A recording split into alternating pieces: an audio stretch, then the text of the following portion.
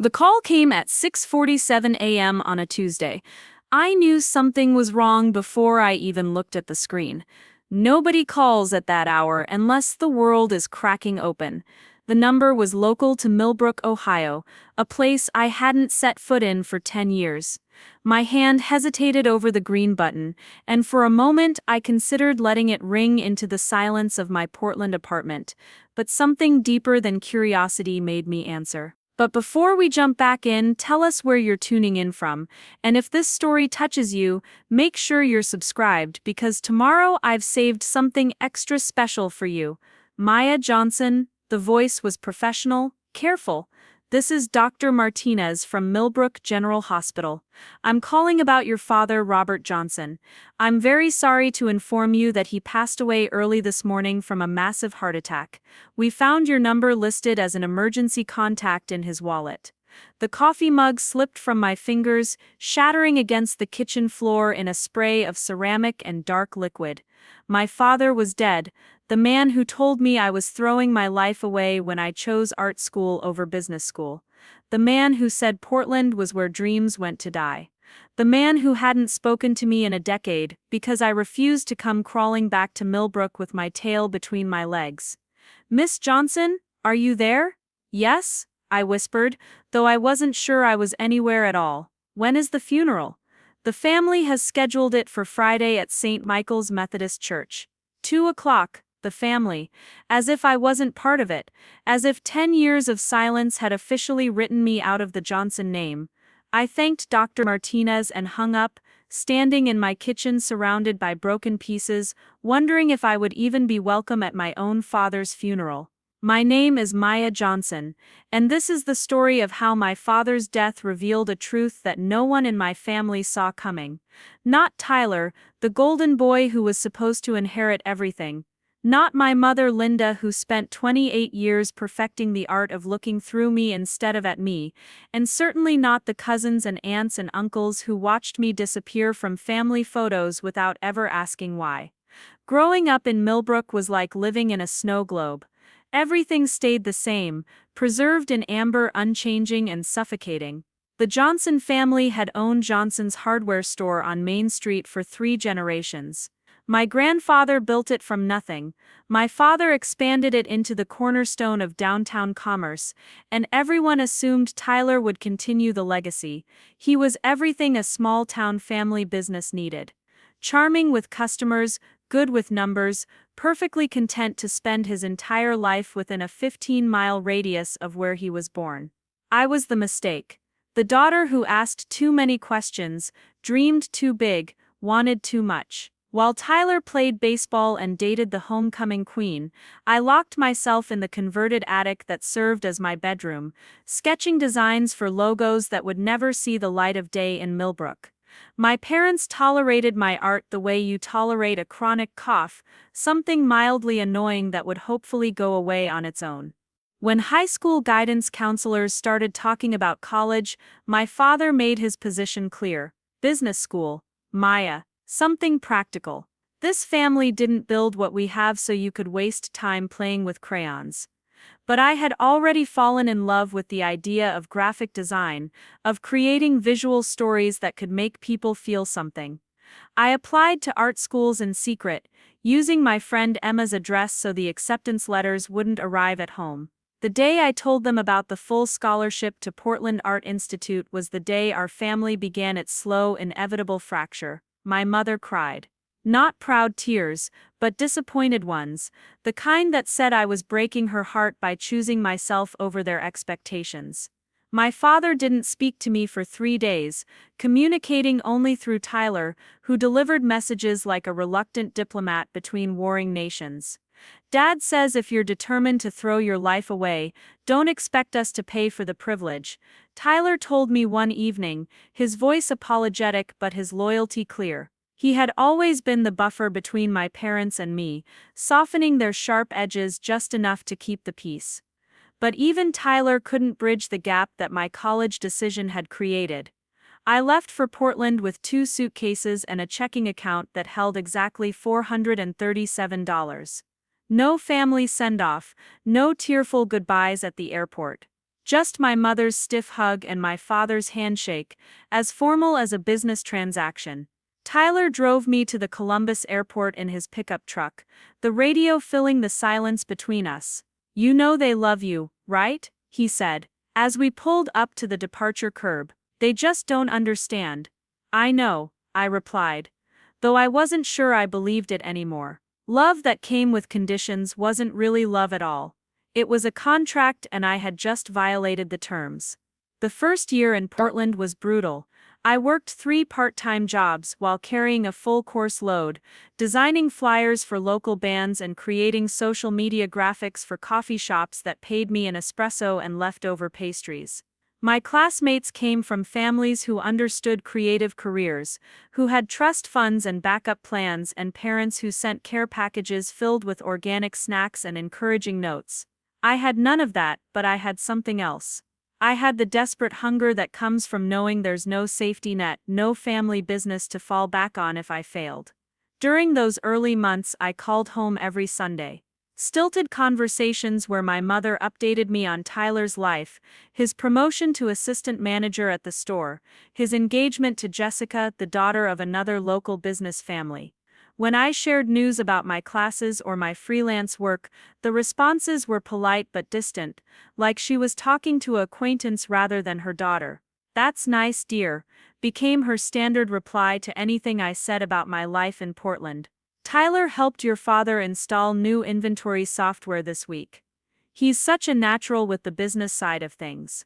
The message was clear. Tyler was building something meaningful while I was playing dress-up in a city full of dreamers and disappointments. Gradually, the Sunday calls became every other week, then monthly, then sporadic attempts at connection that felt more like obligation. Preparing and narrating this story took us a lot of time, so if you are enjoying it, subscribe to our channel. It means a lot to us. Now back to the story. Than genuine care. The breaking point came during my sophomore year. I had landed a significant project, redesigning the brand identity for a local restaurant chain. It was my first major client, and I was so proud that I called home to share the news. My mother answered with her usual distracted tone. "That's wonderful, Maya. Listen, I'm actually quite busy helping Jessica plan her wedding. Can we talk later?" Later never came. I called back 3 times over the next week, leaving voicemails that went unreturned. When I finally reached my mother, she seemed genuinely surprised that I had called. "Oh, I meant to call you back. It's just been so hectic with the wedding planning. Jessica has such lovely ideas for the ceremony." That's when it hit me. I wasn't part of their lives anymore. I was an interruption, a reminder of the daughter who had chosen wrong. Tyler's wedding would happen without me, just like everything else important in their lives would happen without me. They had made their choice, and it wasn't me. I stopped calling home. The silence felt like drowning at first, but eventually it became a kind of freedom. I threw myself into my studies and my work with the intensity of someone who had nothing left to lose. By my junior year, I was freelancing for national brands, building a reputation that stretched far beyond Portland's city limits. My professors started using my work as examples in their classes, and other students began asking for my advice on client relations and project management. After graduation, I turned down 3 job offers from established agencies to start my own company. Johnson Creative, named not for the family that had forgotten me, but for the person I had become without their approval. My first employee was Emma, my former roommate who had majored in business and understood the financial side of running a company. Together we built something neither of our families could have imagined. The business grew slowly at first, then exponentially. We specialized in helping small and medium-sized businesses modernize their digital presence, creating brand identities that told authentic stories. My childhood in a small town, watching my father struggle with outdated systems and old-fashioned marketing approaches, gave me unique insight into what traditional businesses needed to survive in the digital age. Within 5 years, Johnson Creative had 30 employees and clients across the country. We had an office in downtown Portland with floor-to-ceiling windows overlooking the river, and I had an apartment in the Pearl District that cost more per month than my parents' mortgage payment in Millbrook. But none of it meant anything because I had no one to share it with. I dated occasionally, made friends with other entrepreneurs and artists, built a life that looked successful from the outside. But there was always an empty space where family should have been. I never stopped following the Millbrook news online.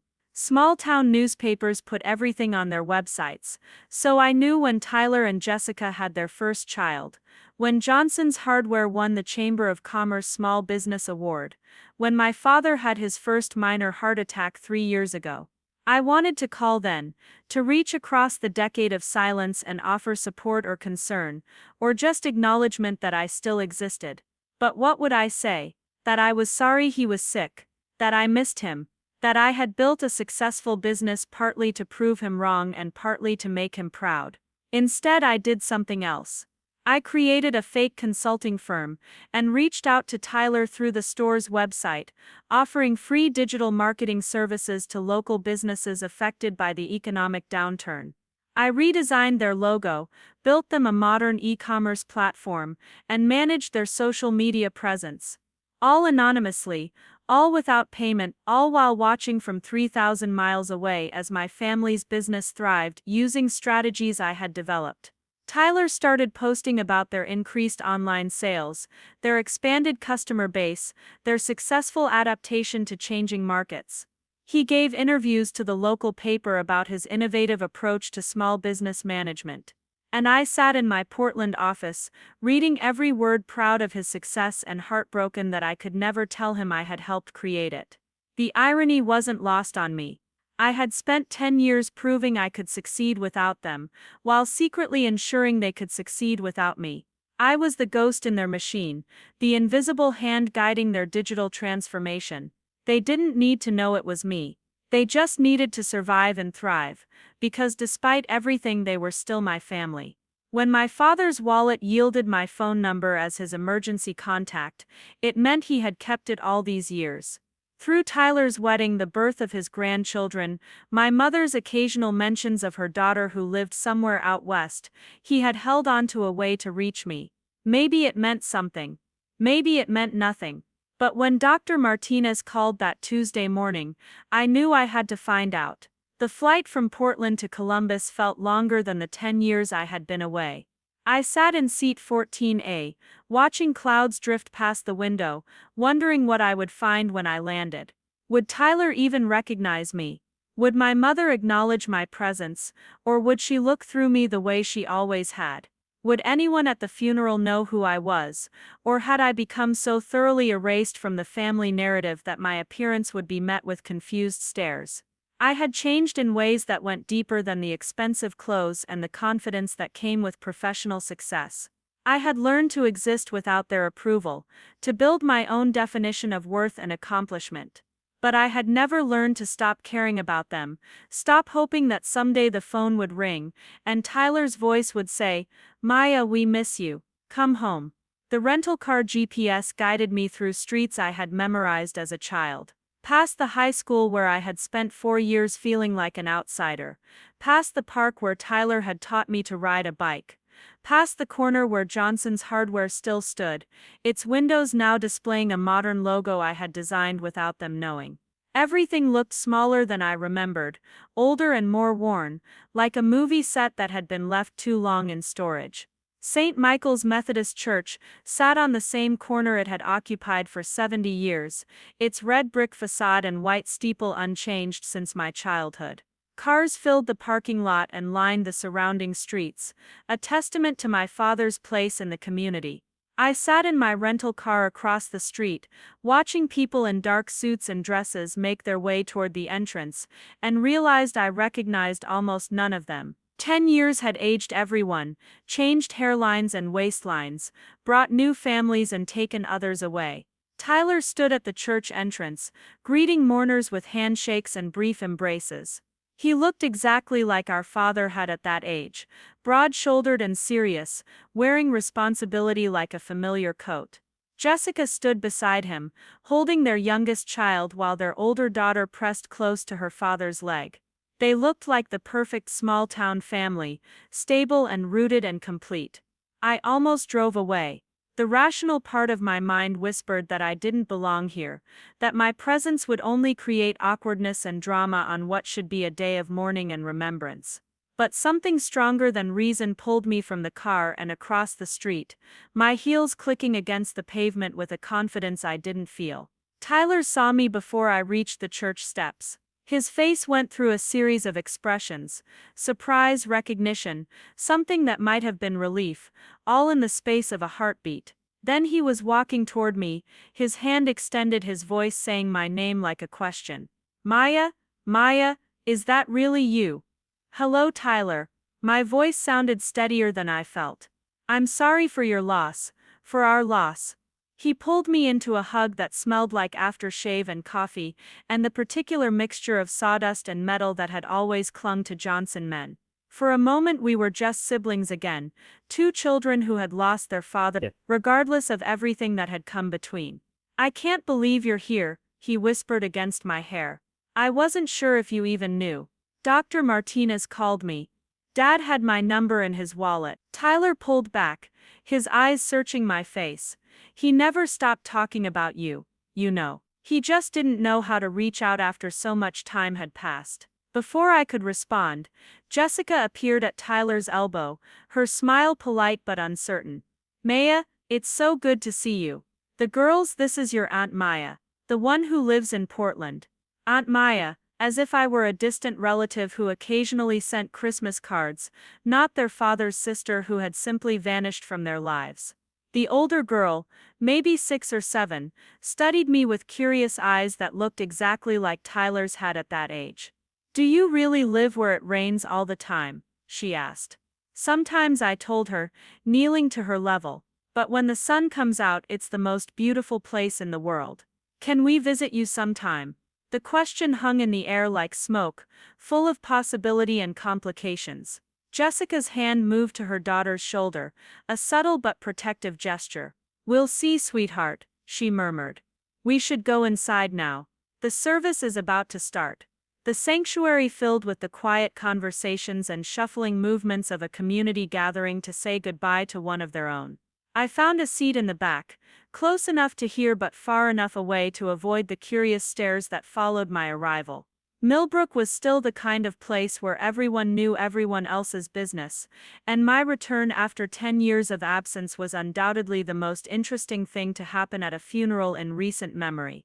The service was exactly what my father would have wanted. Traditional hymns, readings from Psalms, a eulogy from Tyler that painted him as a devoted husband, father, and businessman who had spent his life serving his community. There was no mention of his estranged daughter, no acknowledgement of the complicated family dynamics that had defined our last decade. Tyler spoke of a man who had been proud of his children, who had worked hard to provide for his family, who had believed in the values of small-town America. It was all true, as far as it went, but it was also incomplete, a careful editing of a life that had contained more complexity than the mourners needed to hear. I listened to my brother describe our father's devotion to family tradition, and felt the familiar ache of being loved conditionally, of being the footnote rather than the headline in their story. After the service, the crowd moved to the fellowship hall for the traditional potluck meal that followed every significant church event in Millbrook. Casseroles and sheet cakes, coffee in industrial-sized urns, folding tables covered with donated tablecloths that had seen decades of community gatherings. I stood at the edge of the room, holding a paper plate of food I had no appetite for, watching Tyler work the crowd with the easy charm that had always come naturally to him. Maya Johnson, as I live and breathe. I turned to find Mrs. Henderson, my high school art teacher, approaching with a smile that seemed genuinely pleased rather than politely curious. She had aged gracefully, her gray hair styled in the same bob she had worn 20 years ago, her eyes still bright with the enthusiasm that had made her everyone's favorite teacher. Mrs. Henderson, it's so good to see you. I heard you moved to Portland and started your own business. I always knew you had it in you to do something special. Thank you. That means more than you know. She leaned closer, lowering her voice conspiratorially. I followed your work online, you know. Johnson Creative. Very impressive. Your father should have been proud. Should have been. The words carried weight that settled in my chest like stones. Mrs. Henderson had been one of the few adults who had encouraged my artistic ambitions, who had seen potential where my parents saw impracticality. If anyone would know the truth about my father's feelings, it would be someone like her. I'm not sure he ever understood what I was trying to build. I said carefully. Understanding and pride aren't always the same thing, dear. Robert Johnson was a complicated man, but he wasn't a fool. He knew you had succeeded. He just didn't know how to bridge the gap that pride had created. Before I could ask what she meant, Tyler appeared at my elbow, his face showing the strain of the day's obligations. Maya, could I talk to you for a minute? There's something we need to discuss. I followed him to a quiet corner of the fellowship hall, past tables of neighbors and family friends who nodded politely but didn't approach. Tyler ran his hand through his hair, a gesture I remembered from childhood whenever he was wrestling with something difficult. Listen, tomorrow we have the reading of Dad's will. Mr. Henderson, the lawyer, said specifically that you needed to be there. I know this is probably awkward, coming back after so long, but legally you have to be present.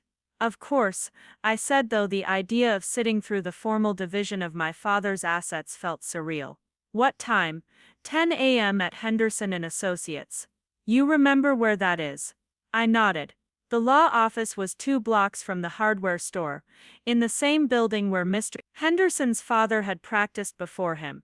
Another example of Millbrook's generational continuity, the way families and businesses passed responsibilities down like inherited jewelry. Maya. Tyler's voice dropped lower, more personal. I want you to know that whatever happens tomorrow, whatever Dad decided, you're still my sister. These 10 years, they don't erase everything that came before. His words carried an apology and a warning in equal measure. An apology for the years of silence, and a warning that the will reading might contain surprises that could change our fragile reconnection. I wanted to tell him about the business I had built, about the digital marketing strategies that had helped Johnson's hardware thrive, about the success I had achieved without their support or approval. But the fellowship hall of a Methodist church on the day of our father's funeral wasn't the place for revelations. Thank you, I said instead. That means everything to me. The rest of the afternoon passed in a blur of condolences and small talk, conversations with people who remembered me as Tyler's little sister, the artistic one who had moved away and never come back. No one asked about my life in Portland or my career, or whether I was married or had children. I was a curiosity, a footnote returning briefly to a story that had continued without her. By 5 o'clock the fellowship hall had emptied and Tyler was gathering his family to head home. He hugged me goodbye with the promise that we would talk more after the will reading, that there was so much to catch up on, so many years to bridge. I drove back to my hotel, a chain motel near the interstate that had been built after I left town, and sat in my room overlooking the parking lot, wondering what my father had decided about my place and his legacy. The morning of the will reading dawned gray and drizzly, typical November weather for central Ohio. I dressed carefully in a navy suit that had cost more than my monthly rent during my first year in Portland, armor against whatever emotional battlefield awaited me.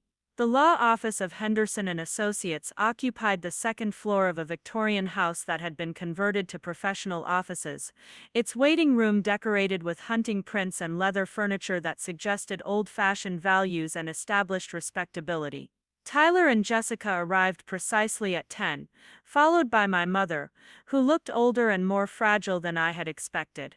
She embraced me briefly, a gesture that felt more obligatory than affectionate, and we took our seats in Mr. Henderson's conference room without much conversation. The lawyer was the son of my high school art teacher, a serious man in his 50s who had inherited both his father's practice and his careful attention to detail. Before we begin, Mr. Henderson said, settling behind his desk with my father's will spread before him, I want you to know that Robert spent considerable time updating this document over the past few years. Some of the provisions may come as a surprise, but I can assure you that every decision was made with careful consideration. He began with the standard language of wills, the formal declarations of sound mind and legal authority that preceded the actual distribution of assets. The house on Maple Street would go to my mother, along with my father's life insurance policy and his retirement accounts. Tyler would inherit full ownership of Johnson's Hardware, a decision that surprised no one and seemed to bring him visible relief. Now, Mr. Henderson continued, we come to some additional provisions that Robert added in a codicil dated 6 months ago. My mother shifted in her chair, her purse clutched tightly in her lap. Tyler leaned forward, his attention sharpening. I sat perfectly still, preparing myself for whatever token gesture my father might have made toward his estranged daughter. A small monetary gift perhaps, or some piece of sentimental jewelry that he thought I might want. To my daughter Maya, Mr. Henderson read, who chose a path I didn't understand but who never stopped being my child, I leave the following. The lawyer reached into a file folder and withdrew a thick manila envelope sealed with wax. My name was written across the front in my father's careful handwriting, the same script he had used to sign birthday cards during my childhood. Robert's instructions were very specific, Mr. Henderson explained as he handed me the envelope. You are to open this now, in the presence of the family, and read the contents aloud. My hands trembled as I broke the wax seal and withdrew several sheets of paper covered in my father's handwriting. The first page was a letter addressed to me, but underneath I could see printouts of what looked like business documents and financial statements. I cleared my throat and began to read, my voice steady despite the emotion building in my chest. My dear Maya, I read, if you are hearing this, then I am gone, and you have come home for my funeral. I hope you have, because I need you to know some things that I was too proud and too stubborn to tell you while I was alive. Tyler and Jessica exchanged glances, while my mother sat frozen in her chair, her face pale with anticipation. I have followed your career from the beginning, I continued reading. I know about Johnson Creative and the success you have built in Portland. I know about the national clients and the awards and the business you created from nothing but talent and determination. I also know something else that I think will surprise you. My voice caught as I reached the next paragraph, the words blurring slightly through tears I hadn't expected. I know that you have been the anonymous consultant who helped Tyler modernize the hardware store's online presence. I know that you redesigned our logo and built our e-commerce platform and managed our social media marketing. I know that you spent your own money and your own time helping us succeed, even after we had failed you as a family. The conference room fell completely silent. Tyler's face went white, then red, then white again. Jessica's mouth fell open, and my mother made a small choking sound that might have been a sob or a gasp of surprise. How did you know? Tyler whispered, but I held up my hand and continued reading. I hired a private investigator 2 years ago when our business started growing in ways that seemed impossible for a small-town hardware store. I needed to understand how Tyler had suddenly become such a marketing genius, how our online sales had increased by 300%, how we had gained customers from states we had never sold to before. The investigator traced everything back to you, Maya. Every strategy, every campaign, every improvement that saved our family business came from the daughter I had driven away with my stubborn pride. I set the letter down, my hands shaking too badly to continue.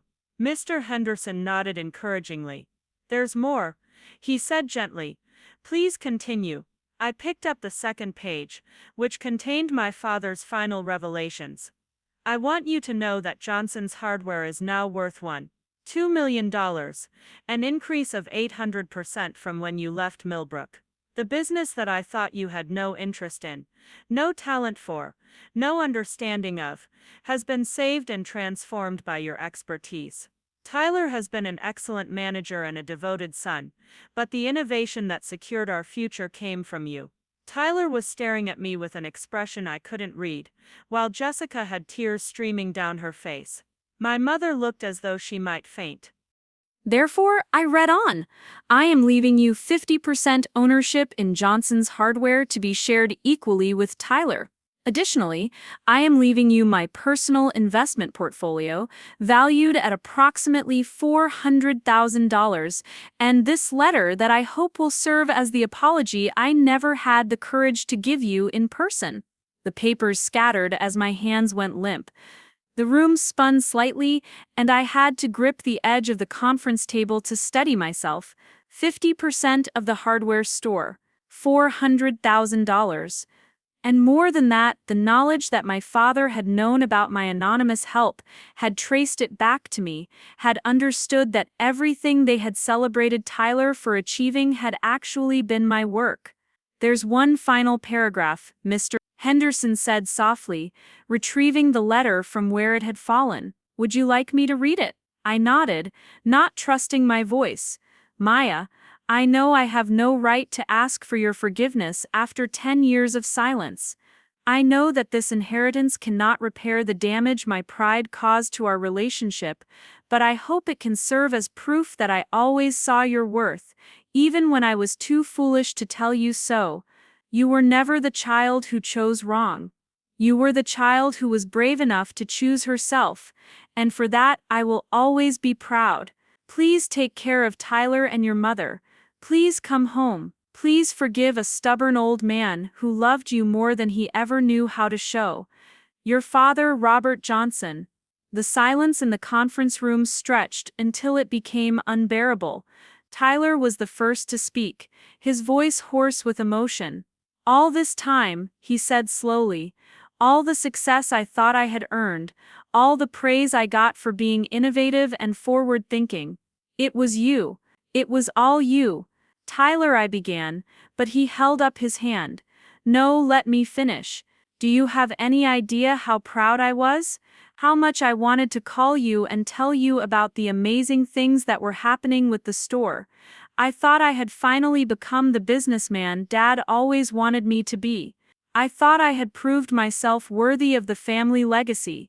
His voice cracked on the last words, and Jessica reached over to take his hand. "You did prove yourself," I said firmly. "You implemented every strategy perfectly. You managed the day-to-day operations, maintained customer relationships, handled inventory and staffing, and all the things I never could have done from Portland. The success belongs to both of us." My mother finally found her voice, though it came out as barely a whisper. "All these years I thought you had abandoned us. I thought you didn't care about the family or the business or anything we had built. But you were taking care of us in secret, helping us without us even knowing." "I never stopped caring," I told her. "I just didn't know how to come back after so much time had passed. I didn't know if I would be welcome." Tyler stood abruptly and walked to the window overlooking Main Street, where Johnson's Hardware sat 2 blocks away with its modern logo and thriving business. When he turned back to face me, his eyes were bright with unshed tears. "I don't want 50% of the store," he said. "I want you to come home and run it with me. I want to learn everything you know about digital marketing and modern business strategies. I want my daughters to know their aunt, and I want to call you every week to talk about inventory management and customer acquisition, and all the boring business stuff that Dad always said you weren't interested in." "Tyler, I'm serious, Maya. I've been managing the store for 10 years, but you've been growing it. We make a good team, even when we didn't know we were a team. Come home, please." I looked around the conference room at the faces of my family, seeing recognition and apology and hope in their expressions. 10 years of silence had been broken by the revelation that love and care had continued even across distance and misunderstanding. My father's final gift wasn't the money or the business ownership. It was the truth that I had never really left them, and they had never really stopped needing me. "I'll think about it," I said, and Tyler's smile was brighter than the sun breaking through Ohio's gray November clouds. The will reading ended with practical discussions of tax implications and transfer procedures, but the real business had been conducted in those moments of truth-telling and recognition. As we left Henderson and Associates, Tyler fell into step beside me, his presence easy and familiar despite the years between us. "There's something else," he said as we reached the sidewalk. "Jessica and I have been talking about expanding the store, maybe adding a design center for kitchen and bathroom renovations. We have no idea what we're doing on the creative side. You're offering me a job, I'm offering you a partnership, and a chance to come home if you want it." I looked down Main Street toward the hardware store that bore our family name, the business that 3 generations of Johnsons had built and sustained. For the first time in 10 years, I could picture myself inside it, not as the daughter who didn't fit, but as the partner who could help it grow. "I'll need to close down my Portland office," I said, "transfer my clients, relocate my employees who want to make the move." Tyler's grin was answer enough, but he said it anyway. "Welcome home, sister." The funeral reception that evening felt different than the stilted gathering of the day before. Word had spread through Millbrook's efficient gossip network about the will reading, about my anonymous role in the hardware store's success, about the family reconciliation that had taken 10 years and a father's death to accomplish. People who had barely acknowledged me at the church service now approached with genuine warmth, sharing memories of my father and expressing amazement at the twist of fate that had brought me home. Mrs. Henderson, my former art teacher, found me near the dessert table and smiled with the satisfaction of someone whose faith had been vindicated. "I told you your father was proud," she said. "He just didn't know how to show it while he was fighting his own stubborn nature. He found a way in the end." Robert Johnson was many things, but he wasn't a fool. He knew that business success in the modern world required skills he didn't have. He also knew that his daughter had built something remarkable from nothing, and that maybe, just maybe, she might be willing to help the family that had failed to appreciate her gifts. I spent the evening moving between conversations with relatives I hadn't seen in a decade, former neighbors who remembered my childhood artistic ambitions, business owners who wanted to know if Johnson Creative would be expanding to serve the Ohio market. By the time the reception ended, I had 3 potential clients and a tentative timeline for relocating my life from Portland to Millbrook. The next morning, I met Tyler at Johnson's Hardware before it opened, walking through the aisles of tools and supplies and seasonal merchandise that had seemed so foreign to me as a child. But now I saw it differently, through the lens of business ownership and marketing strategy and customer demographics. I saw opportunities for growth, areas where our online presence could be strengthened, ways to integrate traditional retail with modern e-commerce. "Show me the books," I said, and Tyler's smile told me he had been hoping I would ask. We spent the morning reviewing financial statements and sales reports, discussing inventory management, employee scheduling, and all the practical details of running a retail business. But we also talked about the years between us, the missed connections and misunderstood motivations that had kept us apart. Tyler told me about the pressure he had felt to live up to our father's expectations, the worry that he wasn't innovative enough or smart enough to modernize the business for the 21st century. When those marketing improvements started showing results, he said, "I thought I had finally figured it out. I thought I had become the son Dad always wanted. Finding out it was you, that hurt for about 5 minutes. But then I realized something better. I had a sister who loved us enough to help us succeed, even when we didn't deserve it." "You deserved it," I told him. "You all deserved it." We locked up the store and walked to the diner across the street, where we had eaten countless family meals during my childhood. The same red vinyl booths, the same faded photographs of Millbrook's founding fathers, the same menu that hadn't changed in 30 years. But sitting across from Tyler, planning our partnership and our family's future, everything felt new and full of possibility. 3 months later, I was back in Millbrook permanently, living in a restored Victorian house 6 blocks from the store, and 2 miles from my mother's place on Maple Street. Johnson Creative had successfully relocated, bringing 4 of my Portland employees who were excited about small-town life and lower cost of living.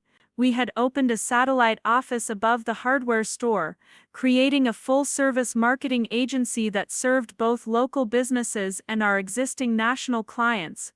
The expanded Johnson's Hardware and Design Center had become a destination for customers throughout Central Ohio, combining traditional retail with modern services like kitchen planning, bathroom design, and comprehensive home renovation consulting.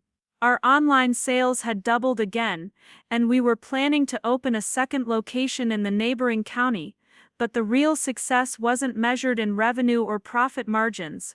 It was measured in Sunday dinners at my mother's house, in Tyler's daughters calling me Aunt Maya without any awkwardness, in the easy partnership that had developed between my brother and me as we learned to blend his operational expertise with my marketing and design skills. My father's desk in the store remained exactly as he had left it.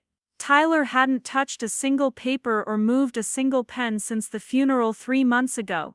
The coffee mug that still bore the faint ring of his last cup sat next to a stack of invoices he would never finish processing. But what struck me most was the framed photograph positioned prominently in the corner, one I had never seen before. It showed me at my high school graduation, standing alone because my parents had been too busy photographing Tyler's baseball ceremony that same day. I remembered taking this picture myself, using the camera's timer, desperate to document the moment when I became the first Johnson to graduate with academic honors. My father had kept this photo for over 15 years, through all the silence and distance that had grown between us. While I thought he had forgotten my achievements, dismissed my potential, written me off as the daughter who chose art over practicality, he had been quietly holding on to evidence of my success. The realization hit me like a physical blow, settling deep in my chest where 10 years of hurt had taken root. Growing up as the second child in the Johnson family meant living in Tyler's gravitational pull. He was 3 years older, naturally athletic, effortlessly charming, and blessed with the kind of easy confidence that made adults remember his name after a single meeting. When Tyler walked into a room, conversations shifted toward him like sunflowers turning toward light. He collected friends the way other kids collected baseball cards, and teachers spoke about him in the faculty lounge, with the fond pride reserved for students who made their jobs feel worthwhile. I learned early that love in our family operated on a sliding scale of achievements and expectations. Tyler's B+ in chemistry earned him dinner at his favorite restaurant and promises of a new car. My A+ in the same class the following year warranted a distracted "That's nice, honey" delivered over the evening news. When Tyler scored the winning goal in the regional soccer championship, the whole family drove 2 hours to watch him play. When my artwork was selected for the state high school exhibition, my parents said they were too busy with inventory at the store to make the 3-hour drive to Columbus. The pattern established itself so gradually that I didn't recognize it as favoritism until I was old enough to understand that other families operated differently. At Emma's house, both children received equal attention, equal celebration, equal investment in their futures. At the Morrison family gatherings, achievements were acknowledged regardless of which child earned them. But in our house, Tyler was the sun around which everything else orbited, and I learned to be grateful for whatever reflected light might fall my way. The summer I turned 15, the inequality became impossible to ignore. Tyler had just graduated from high school and was preparing to start at Ohio State in the fall, where he planned to study business administration before returning to take over the family store. Our parents treated his college preparation like a military campaign, complete with shopping trips for dorm room supplies, family meetings about his course schedule, and lengthy discussions about how the business would incorporate his fresh ideas and modern perspective. Meanwhile, I was spending my days in the store's back office, surrounded by towers of receipts and invoices that needed to be entered into our ancient computer system. My father had assigned me this task not as valuable training but as punishment for expressing interest in attending a summer art camp, instead of working for free in the family business. While Tyler's summer job at the store involved learning customer relations and inventory management skills that would serve his future role as owner, my summer job involved data entry and floor sweeping, tasks that required no skill and offered no advancement. The injustice of it burned in my 15-year-old chest, but I had learned that voicing complaints about Tyler's preferential treatment only resulted in lectures about gratitude and family loyalty. So I spent that summer in silent rebellion, entering numbers into spreadsheets while sketching logo designs in the margins of inventory sheets. I redesigned the store's signage in my head, imagined modernizing the customer database, developed ideas for marketing campaigns that might attract younger customers.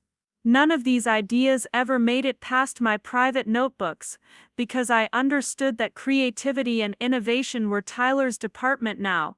I was just the data entry girl, the backup child, the daughter who would eventually find some nice local boy to marry and fade quietly into the background of Millbrook life.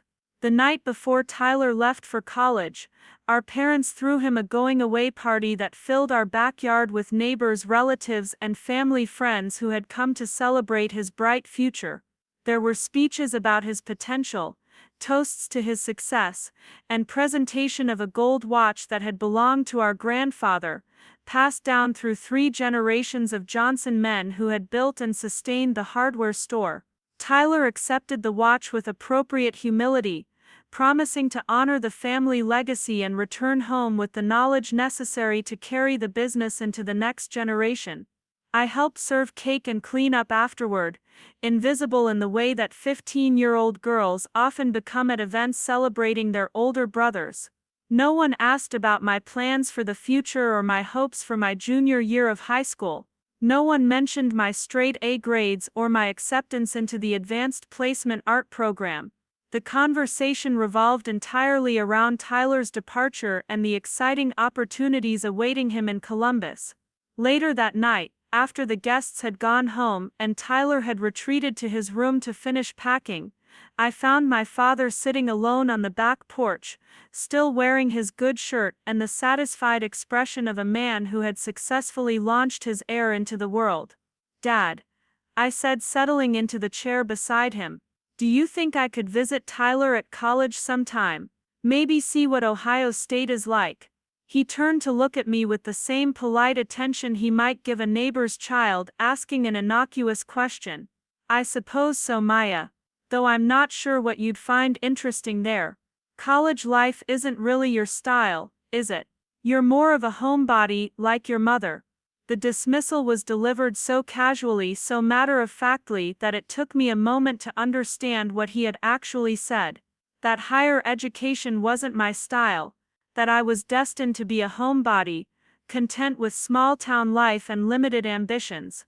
That the future he envisioned for me involved staying in Millbrook, finding fulfillment in domestic roles rather than academic or professional achievement. What if I wanted to go to college too? I asked, my voice smaller than I had intended. He smiled the way adults smile at children who suggest they want to become astronauts or professional athletes. "College is expensive, sweetheart, and Tyler's going to need our support for 4 years, maybe more if he decides to pursue advanced business training. Besides, you've always been artistic. Maybe you could take some classes at the community college, learn photography or graphic design as a hobby." A hobby. He saw my artistic abilities, the talent that my teachers consistently praised and encouraged, as something suitable for weekend workshops rather than serious study. The conversation ended there, not because he was cruel or deliberately hurtful, but because he genuinely couldn't imagine a future where his daughter's education warranted the same investment as his son's. That fall, with Tyler settled into his dorm room and the house eerily quiet without his presence, I threw myself into my junior year with the desperate intensity of someone trying to prove a point. I enrolled in every advanced class available, spent my afternoons in the art studio working on an independent study project, and researched college programs with the methodical thoroughness of a military strategist.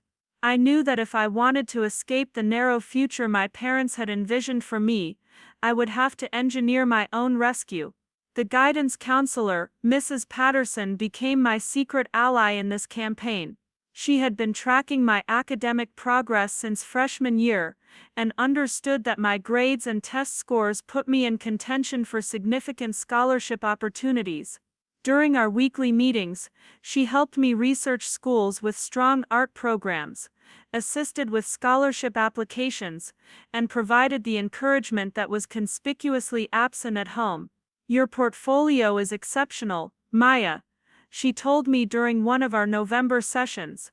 "Schools like Rhode Island School of Design, Art Institute of Chicago, Portland Art Institute, they're all within reach if you're willing to work for it." "My parents think college is too expensive," I confided. "They think art should be a hobby, not a career." Mrs. Patterson leaned back in her chair, studying me with the thoughtful expression of someone choosing her words carefully. "Sometimes parents love us so much that they try to protect us from risks they don't understand. Your father built a successful business using traditional methods, practical skills, proven strategies. The idea of his daughter pursuing a career in a field he considers unpredictable probably terrifies him. So what do I do? You prove him wrong by succeeding so thoroughly that he has no choice but to recognize your talent. And you start by getting into college on your own merit, with scholarship support that makes the financial argument irrelevant."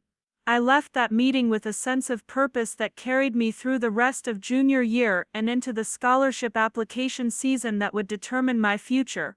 While Tyler was sending home care packages of his laundry and stories about fraternity parties, I was spending my evenings crafting application essays that explained why art wasn't a frivolous pursuit but a legitimate career path in an increasingly visual world. The acceptance letters began arriving in March of my senior year, forwarded to Emma's house to avoid the inevitable family drama that would accompany their discovery. Rhode Island School of Design offered partial tuition coverage. Art Institute of Chicago provided a merit-based scholarship that covered 60% of costs. But the letter that changed everything came from Portland Art Institute, a relatively new school that was building its reputation by investing heavily in promising students. Full tuition scholarship, housing allowance, additional stipend for art supplies and living expenses. The package was so comprehensive that attending college would actually cost my family nothing, removing the financial objection that had been my father's primary argument against higher education. I carried that letter around for 3 days before finding the courage to share it with my parents. Tyler was home for spring break, filling the house with stories about his business classes and internship opportunities, when I finally announced my news during dinner. "I got accepted to art school," I said, placing the Portland Art Institute letter next to my father's plate. "With a full scholarship." The silence that followed felt dense enough to cut with a knife. Tyler stopped mid-sentence in his description of a marketing case study. My mother's fork paused halfway to her mouth. My father picked up the letter and read it with the careful attention he usually reserved for important business documents. "Portland, Oregon," he said finally. "That's across the entire country. It's one of the best art programs in the West," I explained, hearing the defensive note in my voice despite my efforts to remain calm. "They specialize in graphic design and digital media, which are growing fields with excellent job prospects." "Job prospects," my father repeated, as if the words were foreign. "Maya, this is a very generous offer, but art school isn't the same as business school. Tyler's education has a clear path to employment, to taking over the family business. What happens after you finish studying art? Where do you work? How do you support yourself?" Tyler, to his credit, tried to bridge the growing tension in the room. "Actually, Dad, some of my marketing professors have talked about how important visual design is becoming. Companies are hiring graphic designers for advertising, web development, all kinds of things. But my father's attention remained fixed on me, his expression showing the same polite concern he might display when a customer asked about a product he didn't carry. "I'm sure there are some opportunities," he said. "But Maya, you have to understand that this family has built everything we have through practical work, reliable income, businesses that serve real needs in the community. Art is wonderful as a personal interest, but as a career foundation it's simply too risky." "The scholarship covers everything," I pressed. "It wouldn't cost you anything." "It's not about the money, sweetheart. It's about making wise choices that set you up for long-term security. What if you graduate and can't find work? What if the art market changes, or computers replace graphic designers, or you simply discover that you don't enjoy the professional side of creative work?" Each question landed like a small stone thrown at my confidence. I had spent months researching career prospects, industry growth, salary ranges for graphic designers in major metropolitan areas. I had prepared answers for every practical objection he might raise. But I hadn't prepared for the deeper message underlying his concerns, that my dreams were inherently less valid than Tyler's, that my talents were less worthy of investment, that my future mattered less than preserving the family's traditional approach to life and work. "Maybe you could defer for a year," my mother suggested, her voice carrying the false brightness she used when trying to smooth over family conflicts. "Take some time to think about it, work at the store, save some money. Then if you still want to pursue art, you could look at community college programs closer to home. Defer for a year, study locally. Keep the family intact by choosing the smaller dream, the safer path, the future that wouldn't require them to expand their understanding of what success could look like." I understood the subtext perfectly. They were offering me a compromise that felt generous to them but would effectively kill the opportunity I had worked so hard to create. "I have to respond to Portland by April 15th, I said quietly. "If I defer, the scholarship goes to someone else." My father set the letter down and reached across the table to pat my hand, a gesture meant to convey affection, but that felt more like dismissal. "Maya, I know this feels like a big opportunity, but opportunities come and go. Family is forever. The store will always be here, and there will always be a place for you in it. Maybe not in management, like Tyler, but in customer service, bookkeeping, the kinds of work that suit your personality. The kinds of work that suit your personality. Quiet work, background work. Supporting roles that would never challenge the established hierarchy or threaten Tyler's position as the heir apparent." I looked around the dinner table at my family's faces and realized that they genuinely believed they were protecting me from disappointment, saving me from the risk of failure by steering me toward the certainty of mediocrity. That night, I called Mrs. Patterson at home, something I had never done before but felt justified by the magnitude of the decision I was facing. "Maya, is everything all right? I got the Portland scholarship," I said, and then found myself crying for reasons I couldn't entirely articulate. Relief that I had succeeded, grief that my family couldn't celebrate with me, fear that I might not have the courage to accept an opportunity they couldn't support. "That's wonderful news. I know how hard you worked for this. My parents want me to defer. They think art school is too risky, that I should stay home and work at the family store." Mrs. Patterson was quiet for a long moment, and I could hear her husband's television playing in the background, the comfortable sounds of a household where dreams were encouraged rather than managed. "Maya," she said finally, "I'm going to tell you something that I probably shouldn't say to a student, but that I think you need to hear. I've been a guidance counselor for 22 years, and I've watched hundreds of young people make decisions about their futures. The ones who choose safety over passion, who let fear make their choices for them, they're the ones who call me 10 years later wondering why their lives feel so empty. But what if my parents are right? What if I fail? What if you succeed so completely that you transform their understanding of what's possible? What if you become the kind of artist who builds businesses, creates jobs, influences culture? What if you prove that taking risks is sometimes the most practical choice of all?" Her words stayed with me through the sleepless nights that followed, through the family meetings where my parents presented alternative plans for my future, through Tyler's well-meaning attempts to find middle ground that might satisfy everyone. But by April 10th, 5 days before the deadline, I knew what I had to do. I wrote the acceptance letter to Portland Art Institute in the middle of the night, sitting at the kitchen table with only the stove light for illumination, trying not to wake the family whose love I was about to refuse. I wrote it in longhand first, then typed it on the computer, then printed it and sealed it in an envelope before I could change my mind. The next morning, I placed the envelope on my father's desk at the hardware store next to his coffee mug and his daily stack of invoices. I didn't wait for his reaction, didn't try to explain or justify or negotiate. I simply left the letter and walked home to begin the process of preparing for a future that would take me 3,000 miles away from everything I had ever known. Tyler found me that evening, sitting on my bed surrounded by college brochures and scholarship paperwork. He knocked on my doorframe and waited for permission to enter, a courtesy that had become more important as we grew older and our paths began to diverge more clearly. "Dad showed me your letter," he said, settling into my desk chair. "He's pretty upset. I know. He thinks you're making a mistake. I know that too." Tyler studied my face with the careful attention he had always paid to emotional undercurrents in our family. Despite his golden child status, or perhaps because of it, he had developed a keen sensitivity to the ways that love and disappointment could coexist in the same household. "For what it's worth," he said quietly, "I think you're incredibly brave. And I think you're probably going to be amazing at whatever you decide to do."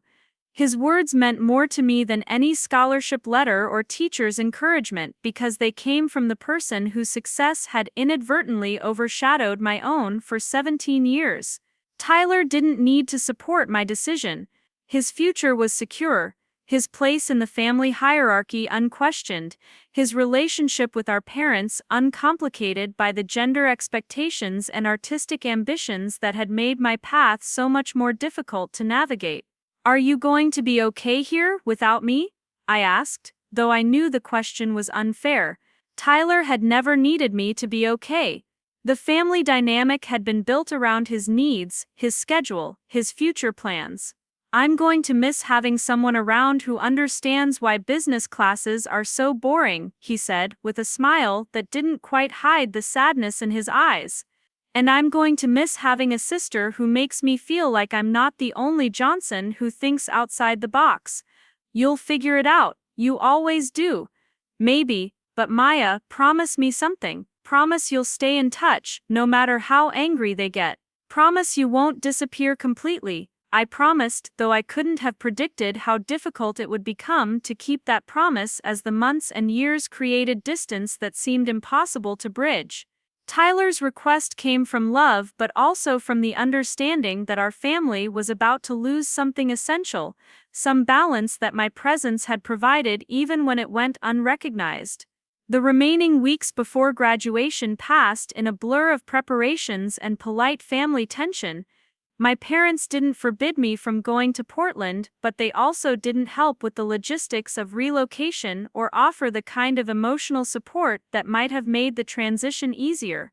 They treated my departure as a temporary rebellion, something I would eventually outgrow and apologize for when real life taught me the limitations of artistic careers. The night before I left for Oregon, my father came to my room carrying a small wrapped package. He sat on the edge of my bed, looking older and more uncertain than I had ever seen him. "I want you to have this," he said, handing me the package. Inside was a camera, not expensive or professional, but new and carefully chosen. A note tucked under the tissue paper read, "For capturing beautiful things in a beautiful place. Love, Dad." It wasn't approval of my decision, but it wasn't condemnation either. It was the closest thing to blessing that he could offer without compromising his conviction that I was making a mistake. I hugged him then, breathing in the familiar scent of sawdust and aftershave that would always remind me of childhood Saturday mornings spent following him around the hardware store. "I love you, Maya," he said, against my hair. "I hope you know that, even when we disagree about what's best for your future.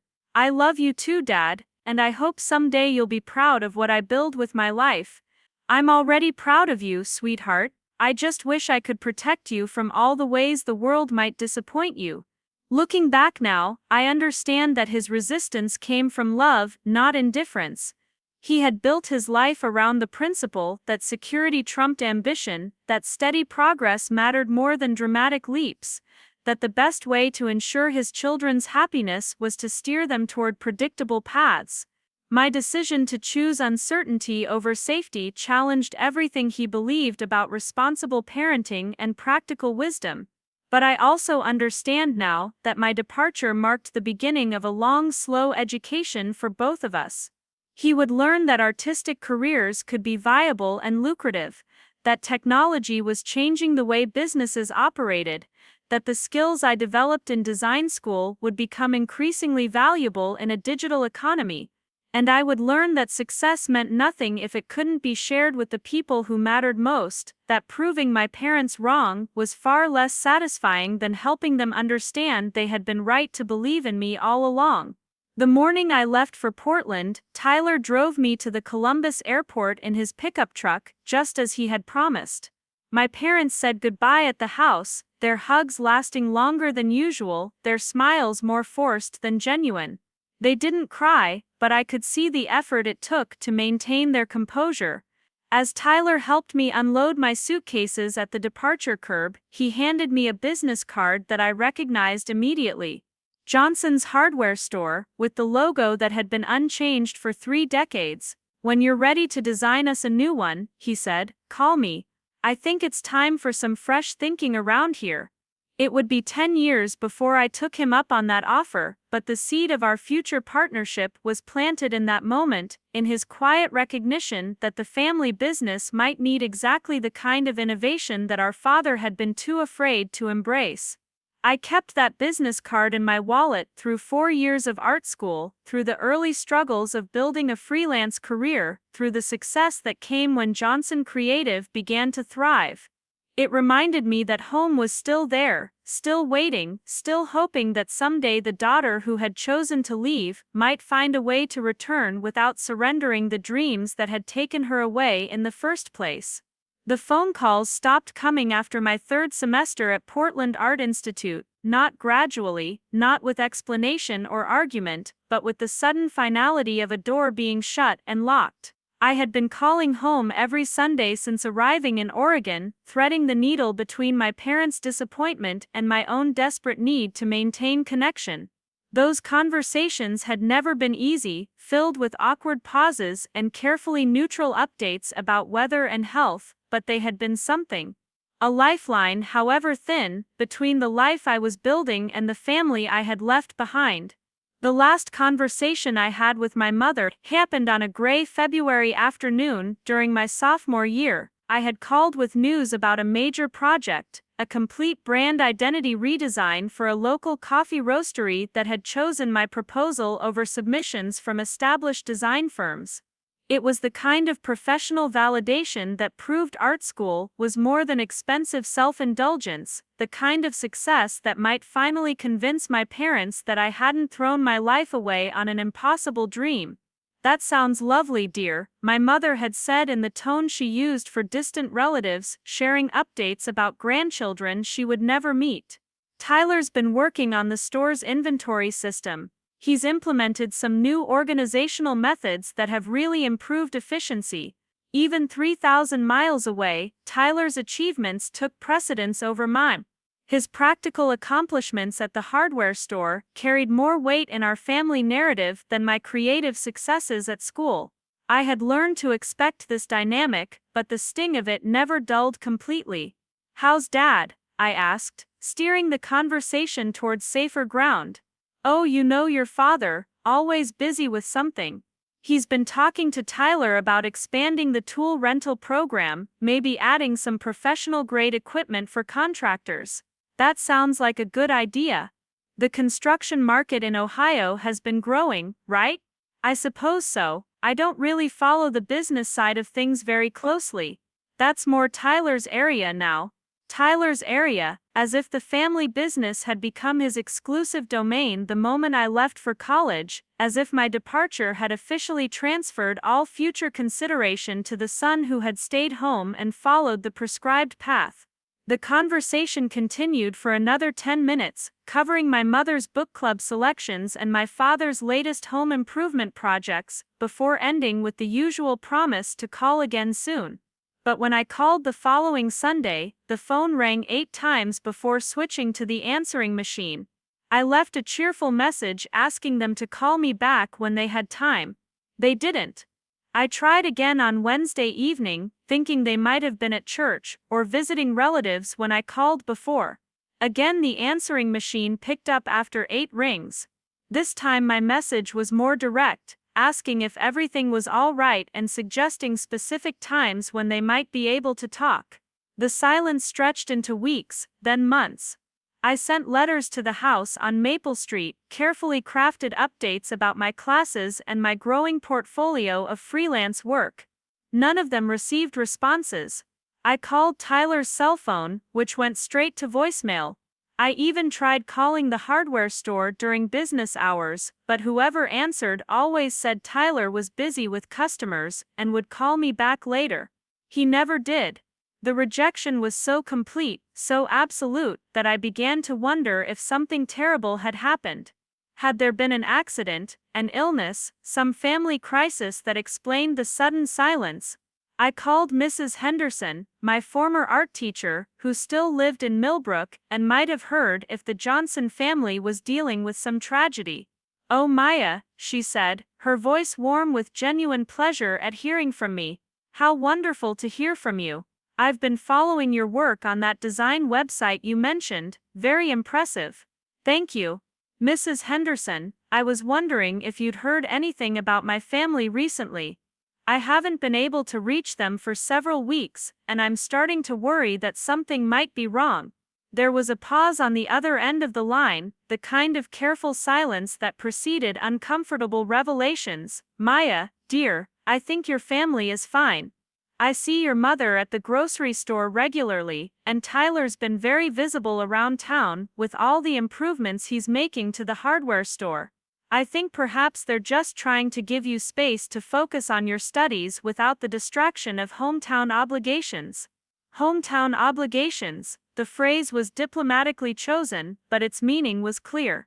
My family had decided that our relationship was a distraction from my education, something that might prevent me from fully committing to the new life I had chosen. They were giving me space, or perhaps they were simply moving forward without me, allowing the natural drift of time and distance to complete the separation that had begun when I chose art school over family expectations. Did they say anything specifically about not wanting to maintain contact? I asked, though I dreaded the answer. "Not directly, but your mother mentioned that you seemed very busy with school and work, that you were building a new life in Portland and probably didn't have much time for long-distance phone calls." The careful phrasing couldn't disguise the essential truth. My parents had interpreted my success at art school, my growing portfolio of freelance clients, my obvious happiness in Portland as evidence that I no longer needed them. They had given me what they thought I wanted: complete freedom from family expectations, total independence from hometown limitations, the space to become whoever I was meant to be without the weight of their disapproval or confusion. But what I actually wanted was their pride, their recognition, their understanding that my choices had been right for me even if they weren't what they would have chosen. I wanted to share my successes with them, to prove that their daughter could thrive in the world beyond Millbrook's borders. Instead, my achievements had become evidence that I had outgrown them, that the life they offered wasn't enough for me anymore. After that conversation with Mrs. Henderson, I stopped trying to call home. The silence that had felt punitive and confusing began to feel like a gift of sorts, freeing me from the weekly ritual of translating my experiences into language my parents might find acceptable. I could focus entirely on my studies and my work, without worrying about how to explain modern design concepts to people who still thought computers were primarily useful for bookkeeping. But the freedom came with a cost that I hadn't anticipated. Success felt hollow when there was no one to share it with, no family members to call when a project went well, or when a professor selected my work for exhibition. Holidays became logistics problems rather than celebrations, empty days to be filled with study or work rather than shared meals and familiar traditions. I made friends in Portland, developed close relationships with classmates and professors, but none of those connections carried the deep history and unconditional acceptance that family was supposed to provide. The summer between my sophomore and junior years, I took a job as a design intern at a small advertising agency in downtown Portland. The work was exactly what I had dreamed of during those long afternoons in the hardware store's back office, creating visual solutions for real clients with real budgets and real deadlines. My supervisor, a woman named Kate, who had graduated from art school 15 years earlier, became both mentor and friend, teaching me the practical skills that bridged the gap between academic training and professional practice. "You have excellent instincts," Kate told me during my midsummer evaluation. "But you design like someone who's trying to prove something. Your work is technically perfect, conceptually sound, but it lacks joy. It feels like you're creating for critics instead of audiences." Her observation stung because it was accurate. I had been approaching every project as an opportunity to demonstrate my competence, to prove that my parents had been wrong about art being an impractical career choice. Every logo, every brochure, every website mock-up carried the weight of justifying my decision to leave home, of validating the education they hadn't supported. How do I fix that? I asked. Stop designing for your parents and start designing for yourself. Stop trying to prove you made the right choice, and start enjoying the choice you made. Kate's advice became the foundation for my junior year transformation. I began approaching projects with curiosity rather than desperation, allowing myself to experiment and take creative risks without constantly measuring the results against some imaginary standard of parental approval. My work became more playful, more confident, more authentically mine, rather than a defensive argument for my chosen career path. The change was noticed immediately by professors and classmates. My portfolio began to reflect a distinct aesthetic voice, a point of view that went beyond technical competence to offer genuine insight and visual innovation. By the end of junior year, I was receiving freelance inquiries from clients who had seen my work in student exhibitions, opportunities that paid well enough to reduce my reliance on student loans and part-time jobs. But even as my professional prospects improved and my confidence grew, the absence of family connection created an underlying sadness that I couldn't entirely shake. I found myself researching Millbrook online, reading the local newspaper's website, following the hardware store's minimal social media presence for glimpses of my family's life. Tyler had married Jessica in a ceremony that looked beautiful in the photographs posted by the local paper. My parents appeared in the background of several shots, smiling and well-dressed, looking exactly like the successful small-town business owners they were. I wasn't in any of the photographs, of course. The family portrait taken after the ceremony showed 4 people, Tyler and Jessica, in their wedding attire, my parents beaming with pride at their son's happiness. There was no empty space where I might have stood, no visual acknowledgement that the family had ever included a daughter who had chosen differently. They had moved forward without me so completely that my absence didn't even register as a loss. Senior year brought a series of opportunities that validated every choice I had made since leaving Ohio. My final portfolio caught the attention of several major design firms, leading to job interviews in San Francisco, Seattle, and Portland. The freelance work I had been doing throughout college had grown into a steady client base that generated enough income to support myself without relying on traditional employment. Most significantly, I had been accepted into an accelerated master's program that would allow me to complete graduate school in just 1 additional year. The success should have felt triumphant, but instead it felt lonely. I had no one to call with the good news, no family members to share in the celebration of achievements that represented years of hard work and sacrifice. My classmates talked excitedly about graduation plans, about parents flying in for the ceremony, about family celebrations that would mark their transition from students to professionals. I made arrangements to attend graduation alone, to celebrate privately, to begin my professional life without the foundation of family support that most of my peers took for granted. 2 weeks before graduation, I received an unexpected package at my apartment. No return address, postmarked from Millbrook. Inside was a newspaper clipping from the local paper, an article about college graduates from the area who were completing their degrees that spring. My name appeared in a short list, along with my major and the notation that I had been accepted into graduate school. Someone in Millbrook had been keeping track of my progress, had thought it newsworthy enough to share, but there was no accompanying note, no explanation of who had sent the clipping or why. It felt like a message in a bottle, evidence that I hadn't been completely forgotten, but also proof that any acknowledgement of my achievements had to be anonymous, unofficial, separate from the family narrative that had continued without me. I kept that newspaper clipping in my wallet for the next 6 years, through graduate school and the early years of building my own design firm. It served as a reminder that home still existed, that someone in Millbrook still considered me worth remembering, even if they couldn't express that sentiment directly. But it also reinforced the understanding that I had been permanently exiled from the family story, that my successes would always be acknowledged privately, rather than celebrated openly. The launch of Johnson Creative happened during my second year of graduate school, when the volume of freelance work I was managing became too much for one person to handle effectively. I hired Emma, my former roommate who had completed her business degree and was looking for an opportunity to apply her skills in a creative environment. Together, we developed the systems and processes that would allow the company to grow beyond my individual capacity.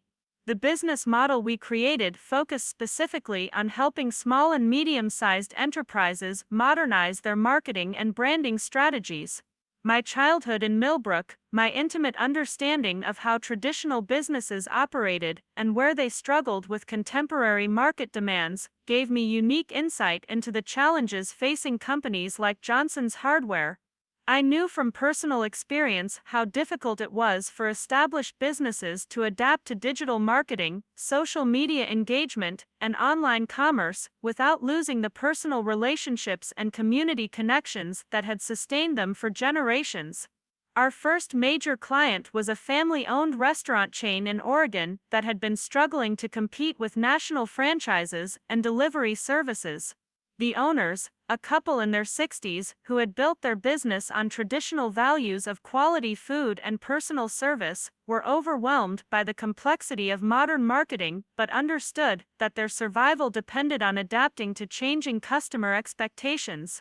Working with them felt like having a conversation with my parents, if my parents had been willing to listen to my ideas about business development.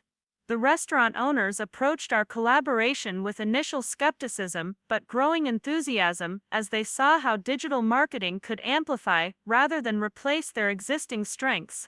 We developed a social media strategy that showcased their family recipes and community involvement, created an online ordering system that maintained their personal touch, and designed promotional materials that honored their traditional values while appealing to younger customers. The project's success led to referrals from other traditional businesses that were facing similar challenges.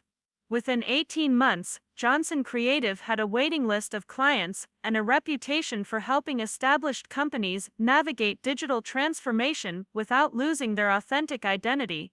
The irony wasn't lost on me that I was making a living by solving exactly the kinds of problems that my family's hardware store probably faced, using skills that my father had dismissed as impractical when I was choosing my education.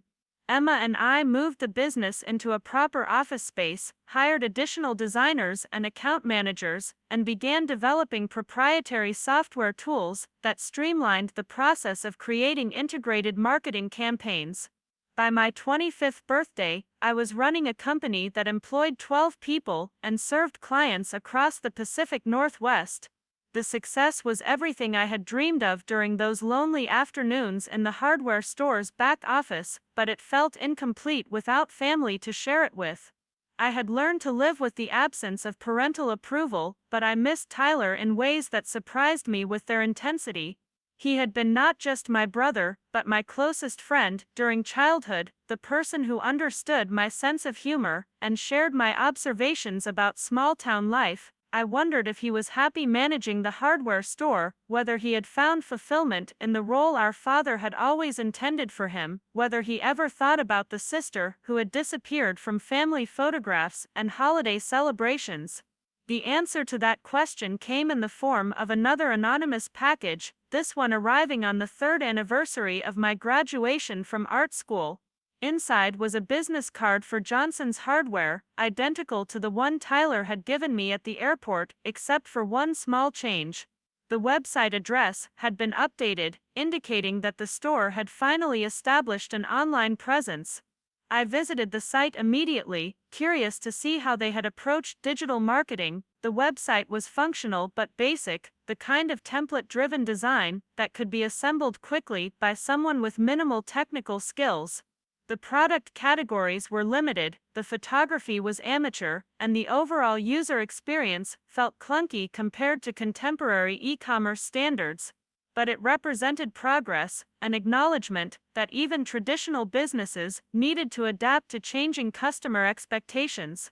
More interesting than the website itself was the blog section, where Tyler had been posting regular updates about store operations, community events, and industry trends.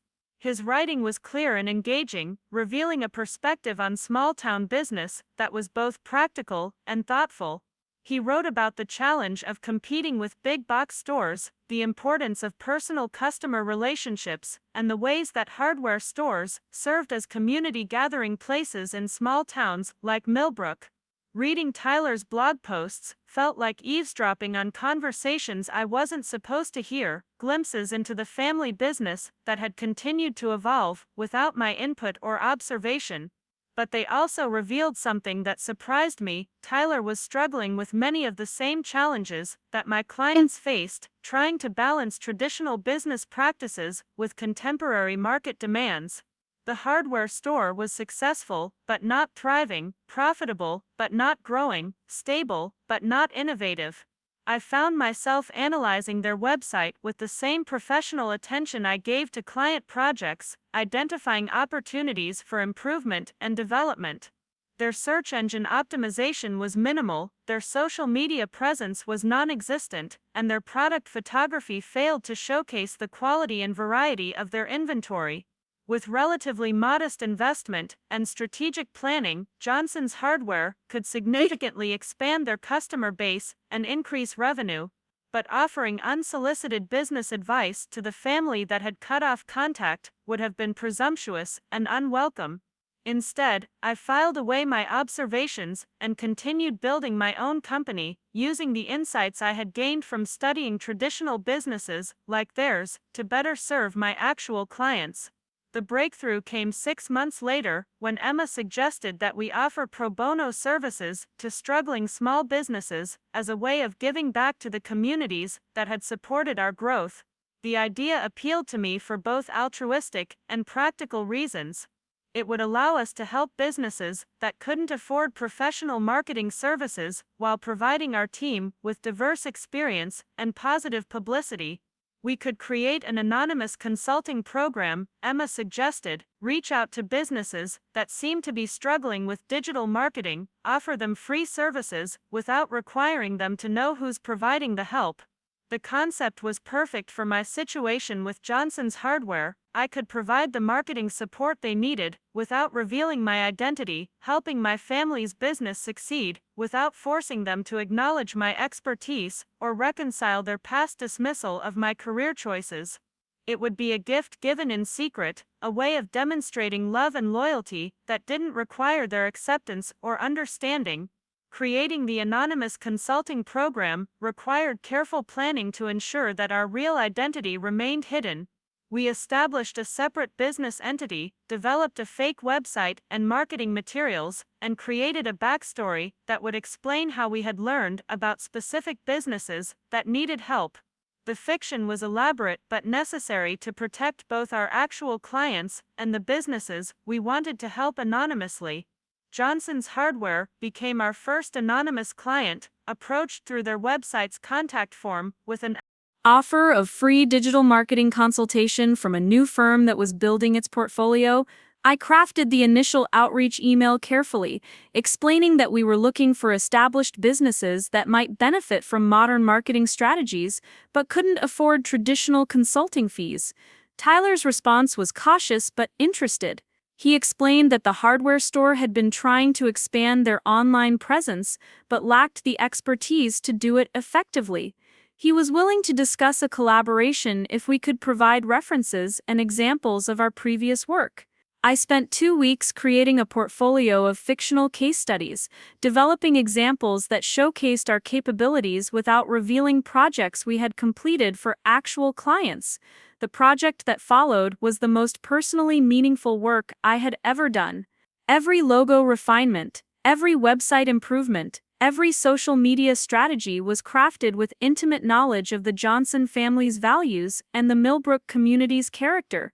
I understood their customers in ways that no outside consultant could, because I had grown up serving those same customers, listening to their needs and preferences, learning the rhythms of small-town commerce. But working anonymously also meant accepting that Tyler would receive credit for innovations that I had developed, that the business success resulting from my strategies would be attributed to his management skills and business acumen. I had to find satisfaction in the knowledge that I was helping my family thrive while remaining invisible in their success story. The hardware store's online sales increased by 200% within 6 months of implementing my recommendations. Tyler's blog posts began attracting readers from across the region, establishing him as a thought leader in small-town retail strategies. The local newspaper featured the hardware store in an article about businesses that had successfully adapted to digital marketing, praising Tyler's innovative approach and forward-thinking leadership. Reading that article was both heartbreaking and satisfying. I was proud of what we had accomplished together, even though Tyler didn't know we were collaborating. But I was also painfully aware that my father was seeing Tyler's success as validation of his decision to invest in the son who had stayed home, proof that practical business education had been the right choice for his heir. The success I was secretly providing was being used as evidence that I had been wrong to pursue art school, that Tyler's conventional path had been superior to my creative risks. The irony was so complete that it might have been funny if it hadn't been so painful. I was simultaneously proving my parents right about Tyler's business abilities and proving them wrong about my own professional competence, but they would never know about the second part of that equation. My expertise was invisible, my contribution anonymous, my success credited to someone else. But as the months passed and the hardware store continued to thrive, I found a different kind of satisfaction in the arrangement. I was taking care of my family in the way that felt most natural to me, using my skills to solve their problems and support their success. The recognition didn't matter as much as the knowledge that I was contributing to something larger than my own career, that the education they had questioned was being used to preserve the family legacy they valued. The anonymous consulting relationship continued for 3 years, through website redesigns and marketing campaigns, through seasonal promotions and customer outreach strategies. Johnson's Hardware became one of the most successful small businesses in Central Ohio, a case study in how traditional enterprises could adapt to contemporary market conditions without losing their essential character. And Tyler became a local celebrity of sorts, invited to speak at business conferences and consulted by other family-owned companies that wanted to replicate his success. I watched his growing reputation with a mixture of pride and sadness, happy that he was thriving but aware that his achievements were built on a foundation he didn't recognize. The secret felt sustainable until the morning I read about my father's first heart attack in the Millbrook newspaper's online edition. The article was brief, mentioning that Robert Johnson, owner of Johnson's Hardware, had been hospitalized but was expected to make a full recovery. It included quotes from Tyler about how the family business would continue operating normally during their father's recovery period. For the first time in 7 years, I wanted to call home. I wanted to ask about my father's condition, to offer support during what must have been a frightening time for the family, but I had no way to explain how I had learned about his illness, no acceptable reason for sudden contact after years of silence. The anonymous consulting relationship that had allowed me to help them professionally had also ensured that I remained excluded from their personal crises. Instead, I doubled the frequency of my marketing support, ensuring that Tyler had all the tools he needed to manage both the business and the family emergency.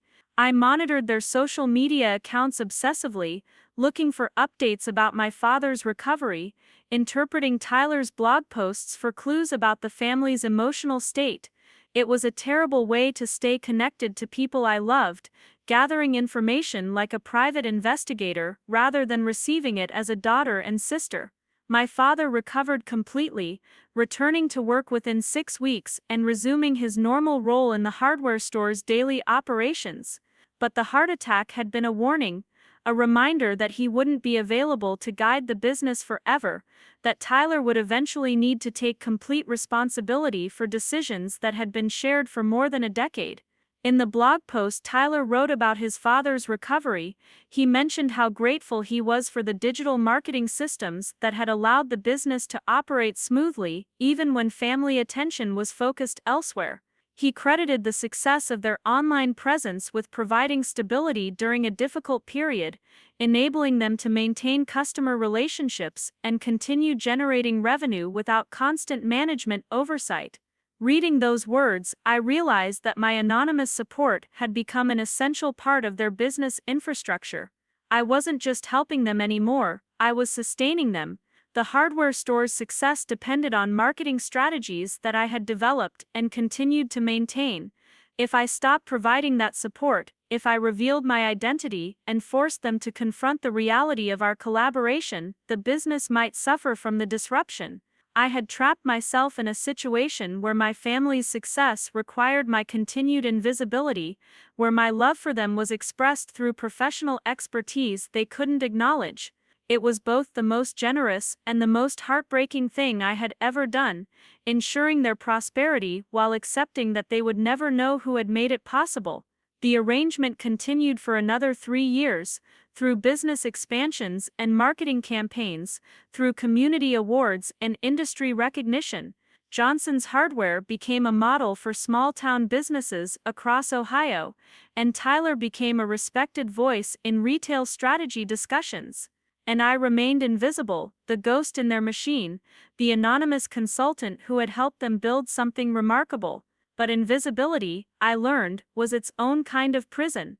Success felt hollow when it couldn't be shared, love felt incomplete when it couldn't be acknowledged, and family felt impossibly distant even when I was actively contributing to their well-being. I had found a way to remain connected to them, but it was a connection that required me to stay hidden, to love them from a distance they would never recognize or appreciate. The phone call that changed everything came on a Tuesday morning in November, 10 years after I had last spoken to my family. Dr. Martinez's voice was professional but kind as he delivered the news that would finally bring me home, that would end the decade of silence and anonymous support that had defined my adult relationship with the people I loved most. My father was gone, but he had kept my phone number in his wallet all those years, through Tyler's success and my invisible contributions, through heart attacks and business triumphs, through the long silence that had stretched between us like an unbridgeable canyon. The number in his wallet suggested that he had been waiting for something, hoping for some resolution that neither of us had known how to initiate. Now I was flying home to bury him, carrying the weight of 10 years' worth of unspoken love and unacknowledged expertise, wondering if there was any way to bridge the gap between the daughter who had left and the woman who had been secretly taking care of them all along. The funeral would be just the beginning of revelations that none of us were prepared for. Truths that had been hidden so long they had become their own kind of family legacy. The silence in Mr. Henderson's conference room stretched like a held breath, heavy with revelations that had shattered 10 years of assumptions. Tyler's face cycled through shock, understanding, then something resembling relief. Jessica sat frozen while my mother pressed tissues to her eyes, tears flowing since I finished reading our father's final letter. Maya, Tyler's voice came out rough, barely a whisper. All this time, when I thought I was finally living up to Dad's expectations, proving myself as a businessman, it was you. Everything I was proud of, every innovation I thought I developed, every strategy that made the store successful, it was all you. The anguish in his voice cut deeper than anger could have. I had wanted to help without forcing acknowledgement, but in protecting myself from rejection, I had set Tyler up for devastating realization about his achievements. Tyler, no, I leaned forward across the table. You implemented every strategy perfectly. You managed daily operations, built customer relationships, handled inventory and staffing challenges I never could have solved from 3,000 miles away. Marketing strategies were just tools. You made them work, but I didn't create them. I didn't innovate anything. I followed instructions from a consultant I thought was a stranger, never knowing it was my sister watching over us like a guardian angel. The description stung because it was accurate. I had been watching, protecting, ensuring their success while remaining invisible in their story. Mr. Henderson cleared his throat gently. There are more provisions we need to address. Maya, your father included instructions about structuring the business partnership. He withdrew another document. 6 months ago, your father had this partnership agreement drawn up. It's comprehensive, addressing decision-making authority, profit distribution, and what happens if either partner wants to sell. Tyler looked up sharply. What kind of decision-making authority? Equal partnership means equal voice in major business decisions. However, the agreement acknowledges Tyler would continue managing daily operations, while Maya focuses on marketing, digital strategy, and business development. The arrangement was thoughtful, acknowledging both Tyler's operational expertise and my strategic contributions, while ensuring neither could unilaterally control the business. Jessica spoke for the first time since the reading began. Maya, did you know about Tyler's financial problems last year? The mortgage issues and Emma's medical bills. The question would determine whether they saw my help as generous or invasive. I hired a private investigator after Dad's heart attack. I needed to know everyone was okay. I knew about Emma's medical expenses and the mortgage through public records. I wasn't spying, but I was tracking situations where I might help. You paid off our mortgage anonymously, Tyler said, voice flat with shock, and Emma's medical bills. The anonymous GoFundMe donation that saved us from bankruptcy. That was me. Jessica started crying again, but with relief this time. I spent months wondering who helped us, why anyone would be so generous to strangers. I prayed every night to thank whoever saved our family. You were my family. I couldn't let you lose your home, or let Emma go without treatment.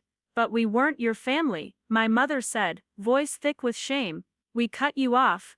We decided your success meant you'd outgrown us. We stopped calling, writing, being parents to you. How could you still consider us family? The question I'd asked myself for 10 years. How do you maintain love for people who rejected you? Because you raised me. Tyler taught me to ride a bike, helped with homework, drove me to the airport when I left. Mom made my favorite birthday cake every year until I was 18. Dad worked 60-hour weeks keeping the store successful, so our family had security. You stopped talking to me, but you never stopped being my family. I couldn't stop caring about you any more than you could stop caring about me. Tyler walked to the window, hands pressed against glass, looking toward Main Street where Johnson's Hardware sat. When he turned back, his expression showed determination. I want you to come home, not just to visit or settle the estate, but permanently. I want to run the business together like Dad planned. I want to learn everything you know about marketing and digital strategy. I want my daughters to know their aunt, and I want to spend the next 20 years making up for the 10 we lost. Tyler, I have a company in Portland. Employees, clients, responsibilities. Bring them with you. Relocate Johnson Creative to Millbrook. We'll build office space, help your employees find housing, whatever it takes. The store's profitable enough to support larger operations, and this town could use the economic development a design firm would bring. The proposal was more ambitious than I'd imagined. Moving my entire business would require enormous coordination, but it would solve the fundamental problem defining my adult life, choosing between professional success and family connection. Mr. Henderson leaned forward. Your father included a timeline. Maya, you have 6 months to decide whether to accept the partnership and relocate, or sell your share to Tyler and maintain your Portland life. What happens if I sell?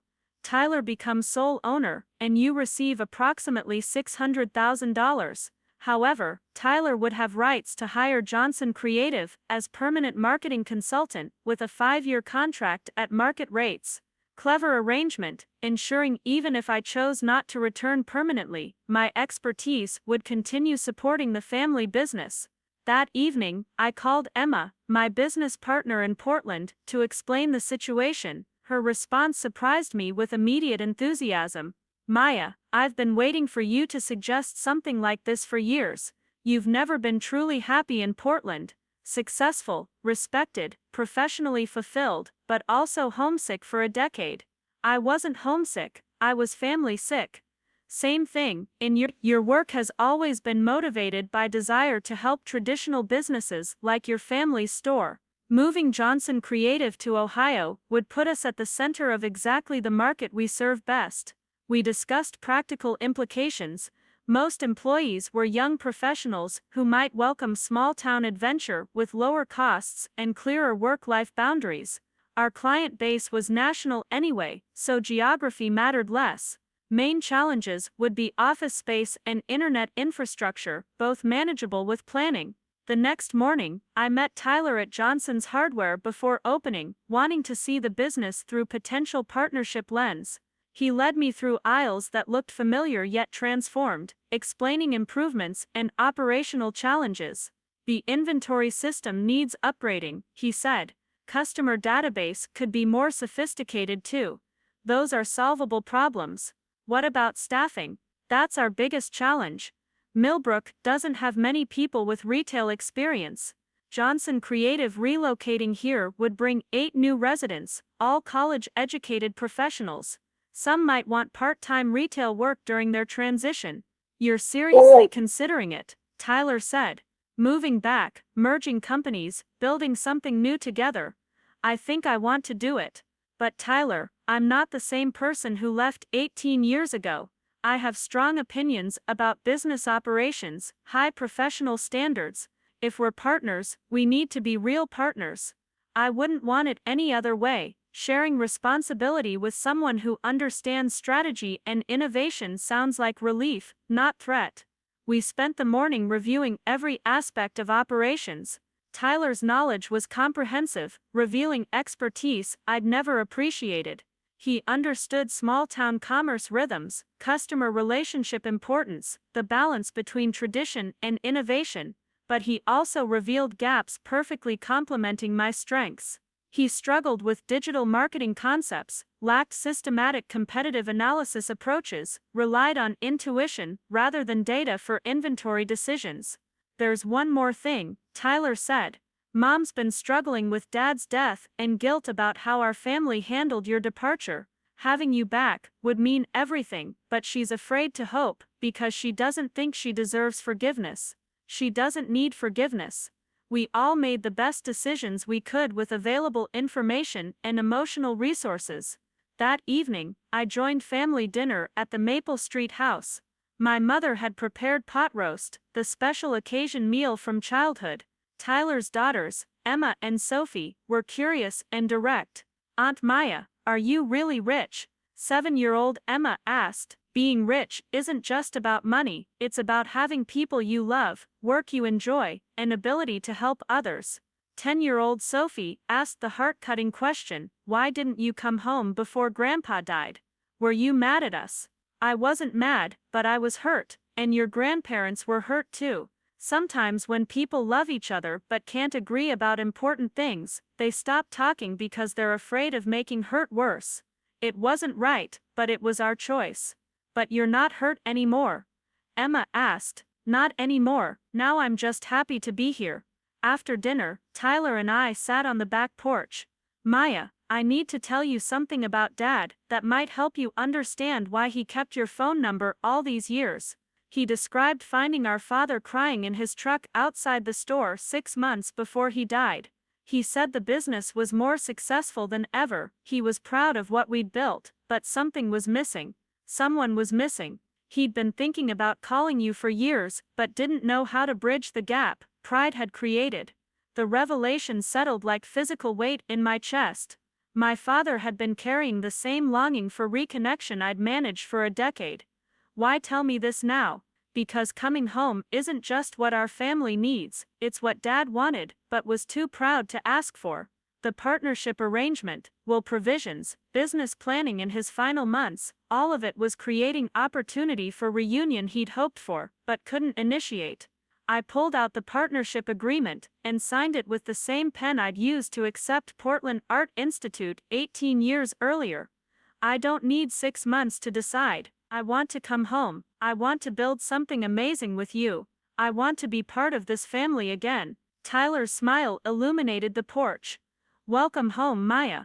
The transition took 4 months, relocating Johnson Creative's entire operation and integrating 2 business cultures. By February, we'd transformed the hardware store's second floor into modern design offices, creating workspace for 12 employees, who embraced small-town adventure enthusiastically. Results exceeded expectations. Johnson's hardware expanded into 3 neighboring counties, Johnson Creative's client base doubled, and our combined operation became a case study in family business innovation, attracting industry attention.